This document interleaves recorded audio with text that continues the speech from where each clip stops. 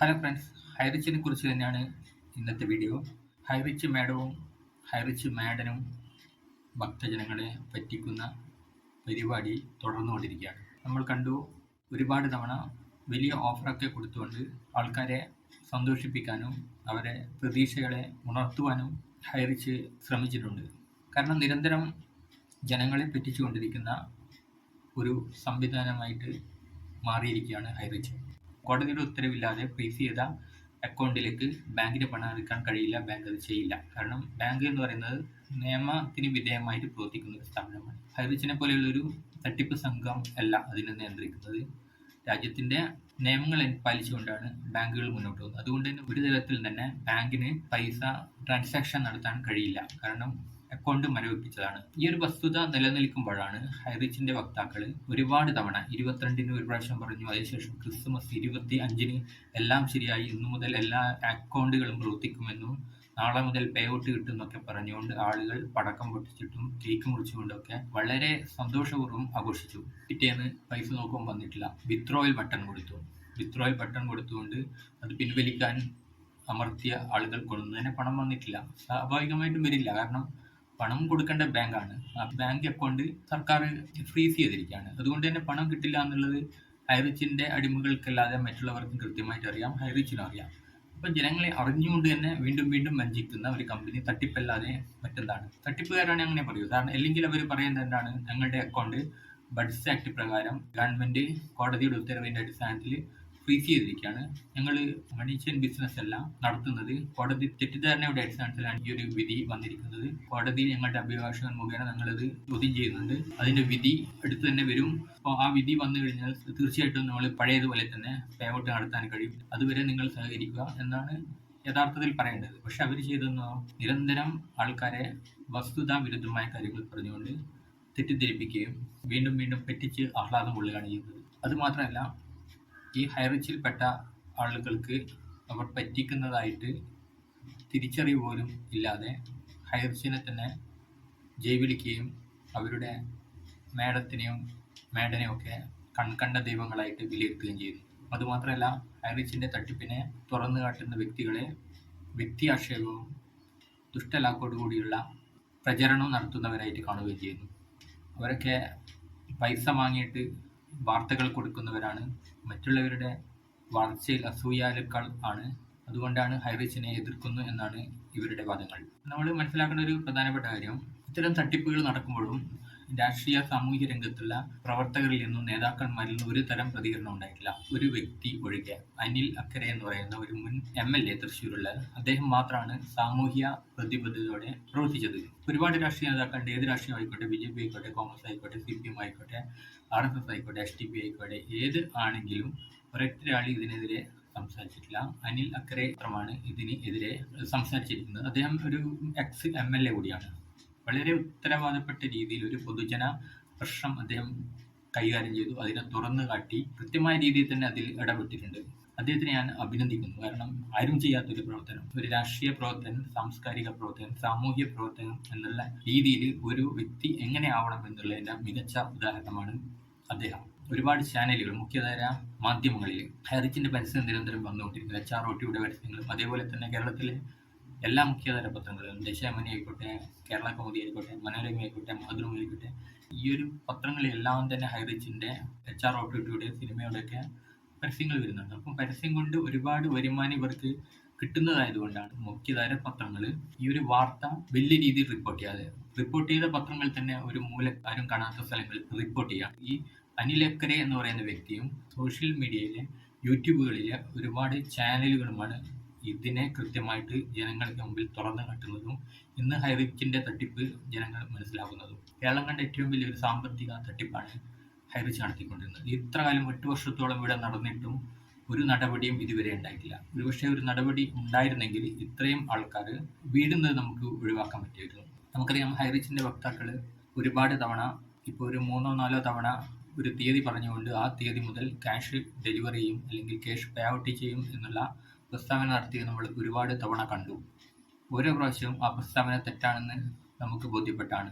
ഉദാഹരണമായിട്ട് 22-ാം തീയതി പറഞ്ഞു കഴിഞ്ഞാൽ ആ 22-ാം തീയതി കഴിഞ്ഞിട്ട് 2 ദിവസം കഴിഞ്ഞാലും ക്യാഷ് എത്തില്ല. കാരണം ഇവർ പറയുന്നത് 48 മണിക്കൂർ കൊണ്ടാണ് വാലറ്റിൽ വന്ന പൈസ വിഡ്രോവൽ ബട്ടൺ അമർത്തി കഴിഞ്ഞാൽ ബാങ്കിലെ അക്കൗണ്ടിലേക്ക് എന്നാണ് അവർ പറയുന്നത്.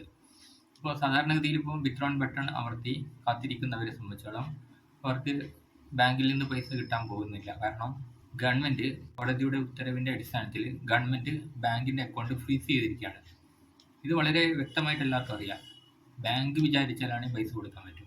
ബാങ്കിന് കോടതിയുടെ നിർദ്ദേശവും സർക്കാരിൻ്റെ നിർദ്ദേശവും പാലിച്ചുകൊണ്ടേ പ്രവർത്തനം നടത്താൻ പറ്റും. കാരണം ബാങ്ക് എന്ന് പറയുന്നത് രാജ്യത്തിലെ നിലവിലുള്ള സാമ്പത്തിക നിയമങ്ങൾ പാലിച്ചുകൊണ്ട് ഈ രാജ്യത്തിൻ്റെ ജനങ്ങളെ സാമ്പത്തികമായിട്ട് ഉള്ള ഇടപാടുകൾക്ക് സഹായിക്കുകയാണ് ബാങ്ക് ചെയ്യുന്നത്. ഹൈറിച്ച് എന്ന് പറയുന്ന ഒരു പ്രസ്ഥാനം ഒരു തട്ടിപ്പ് പ്രസ്ഥാനമാണ്. കാരണം നിലവിലുള്ള നിയമത്തിന് വിരുദ്ധമായിക്കൊണ്ട് അന്യായമായ സാമ്പത്തിക സമാഹാരമാണ് ജനങ്ങളിൽ നിന്ന് ഇവർ നടത്തിയിരിക്കുന്നത്. അതും സൂപ്പർ മാർക്കറ്റുകളുടെ മറവിൽ.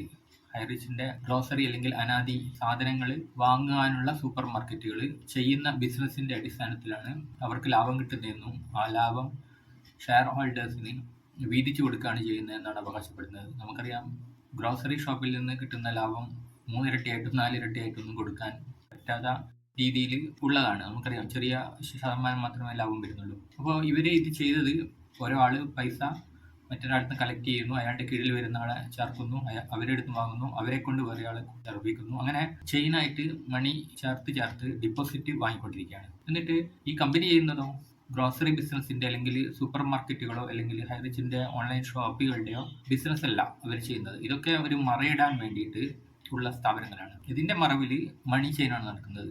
ഒരാളിൽ നിന്ന് പൈസ വാങ്ങിക്കൊണ്ട് അത് മറ്റൊരാൾക്ക് കൊടുക്കുകയും അതിൻ്റെ താഴെയുള്ള ആളുടെ അടുത്തു നിന്നുള്ള പൈസ എടുത്തുകൊണ്ട് മേലെയുള്ള ആൾക്ക് കൊടുക്കുകയും ഇങ്ങനെ നിലവിൽ കിട്ടുന്ന പൈസ എടുത്തുകൊണ്ട് അവർക്ക് കൊടുത്തുകൊണ്ടിരിക്കുകയാണ്. അങ്ങനെയാണ് അതിൻ്റെ ബിസിനസ്. ഇത് നിയമവിരുദ്ധമായ പ്രവർത്തനമാണ്. രാജ്യത്തിൻ്റെ സമ്പദ്ഘടനയെ തന്നെ തകർക്കുന്ന രീതിയിലുള്ള സാമ്പത്തികപരമായിട്ടുള്ള ഒരു കൃത്രിമമാണ്. അധ്വാനമില്ലാതെ പണം വർദ്ധിക്കില്ല.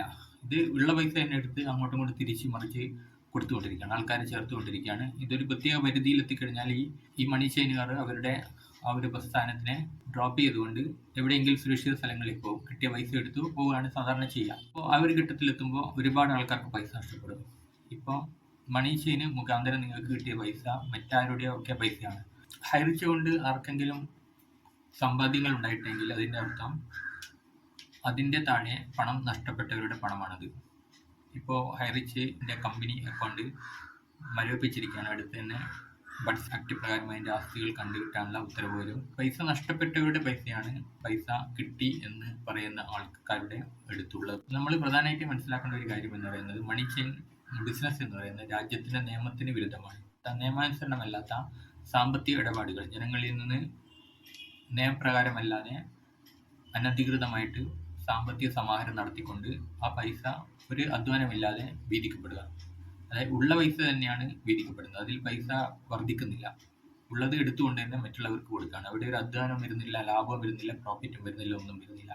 അപ്പോൾ ഇത്തരത്തിൽ ജനങ്ങളെ മടിയന്മാരാക്കുകയും അനധികൃതമായിട്ടുള്ള ഈ സാമ്പത്തിക സമാഹരണവും നടത്തിയതിൻ്റെ പേരിലാണ് ബഡ്സ് ആക്ട് പ്രകാരം banning of unregulated deposit scheme എന്ന് പറയുന്ന മണി ചെയിനെ നിരോധിക്കുന്ന ഒരു നിയമത്തിൻ്റെ ഭാഗമായിട്ടാണ് ഈ ഹൈറിച്ചിൻ്റെ അക്കൗണ്ടുകളിൽ നിന്ന് സർക്കാർ മരവിപ്പിച്ചിരിക്കുന്നത്. ഇങ്ങനെ മരവിപ്പിച്ചപ്പോൾ ഹൈറിച്ചിൻ്റെ പേ ഔട്ടൊക്കെ നിന്ന് ഡിപ്പോസിറ്റും നിന്നിട്ടുണ്ട്. അപ്പോൾ ഇത് പുനഃസ്ഥാപിക്കാൻ വേണ്ടിയിട്ട് അവർ ഹർജി കൊടുത്തു എന്നൊക്കെ പറയുകയും എല്ലാം ശരിയായി എന്നുള്ളത് സ്വയം പ്രഖ്യാപനം നടത്തിക്കൊണ്ട് ജനങ്ങളെ വീണ്ടും വഞ്ചിക്കുന്നതാണ് നമ്മൾ കാണുന്നത്. ഒരു തട്ടിപ്പ് പ്രസ്ഥാനമായതുകൊണ്ട് മാത്രമാണ് അവർ ഇങ്ങനെ ജനങ്ങളെ വഞ്ചിച്ചുകൊണ്ടിരിക്കുന്നത്.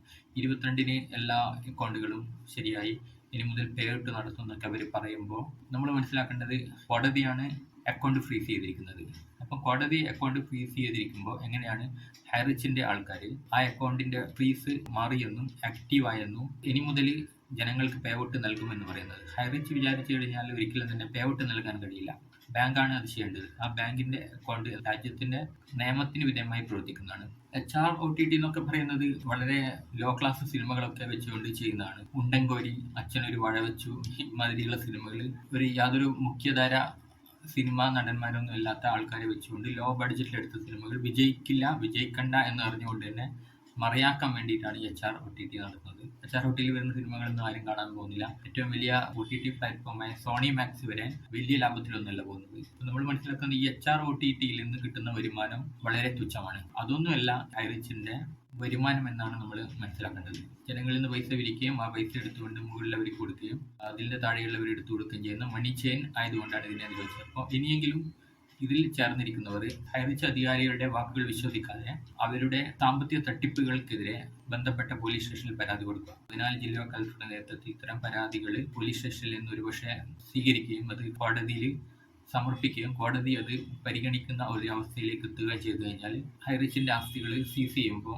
തീർച്ചയായിട്ടും നഷ്ടപ്പെട്ടവർക്ക് കിട്ടാൻ സാധ്യതയുണ്ട്. പൂർണ്ണമായിട്ട് കിട്ടുകയില്ലെങ്കിലും തീർച്ചയായിട്ടും ബഡ്സ് ആക്ട് പ്രകാരം പിടിച്ചെടുത്ത ആസ്തികൾ നഷ്ടപ്പെട്ടവർക്ക് കൊടുക്കുന്നത് തന്നെയാണ്, അതിൽ സംശയമില്ല. അതിനുവേണ്ടി തന്നെയാണ് ആ ഒരു നിയമം ഉണ്ടാക്കിയത്. അതിൽ നഷ്ടപ്പെടുന്നവർക്ക് പൈസ കിട്ടാനുള്ള വകുപ്പുകളും അതിലുണ്ടാവാനുള്ള സാധ്യതയുണ്ട് എന്നാണ് മനസ്സിലാക്കുന്നത്. അപ്പോൾ തീർച്ചയായിട്ടും ഒരു പ്രത്യേക പരിധിക്കുള്ളിൽ വരുന്ന കേസുകൾ മാത്രമേ അത് എടുക്കുകയുള്ളൂ. 80 ദിവസം എന്നാണ് കേൾക്കുന്നത്.